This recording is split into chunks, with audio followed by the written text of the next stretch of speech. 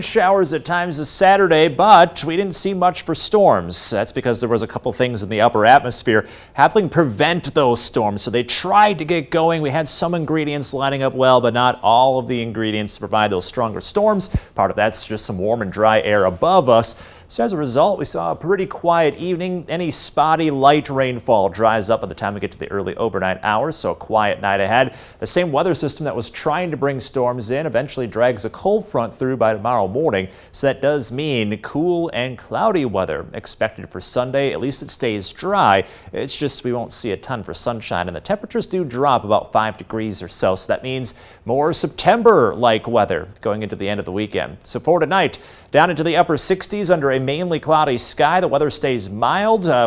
Winds start out of the south, gusting at times up to 20 miles per hour. Eventually they'll switch to out of the north as that cooler weather arrives, and that'll help drop things down a little going into tomorrow afternoon. So upper 60s expected in the morning, and then we slowly warm back up into the 70s, but that could be about as warm as it gets. And as you can see, not a ton for sunshine in the morning nor in the afternoon. Mainly cloudy and a little on the cool end for this time of year. 76 for the forecast, but eventually seeing some breezy winds out of the north, gusting at times up to 20 miles per hour. So look for, again, another day of that September-like weather, and that's going to roll on into Monday too. So we've already had 2 days in a row in the 70s, could make that 4 in a row in the 70s. One of the coolest stretches we've had this summer, and probably one of the coolest stretches we've had since May. So really kind of feeling like fall here for at least a short while. Things do get back to summer conditions quite soon. This weather does stay dry too, which bodes well for the river flooding. Right now, the only flood warning we see is on the Pecatonica River from Pecatonica to Sherland in Winnebago County.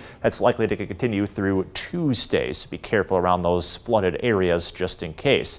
Looking ahead from there, mid-70s for a couple days in a row, then the low 80s with some sunshine back by early next week, and that's about where we stay. We've got a very consistent forecast with quiet and warm conditions through the end of the work week and just in time for City Market next week.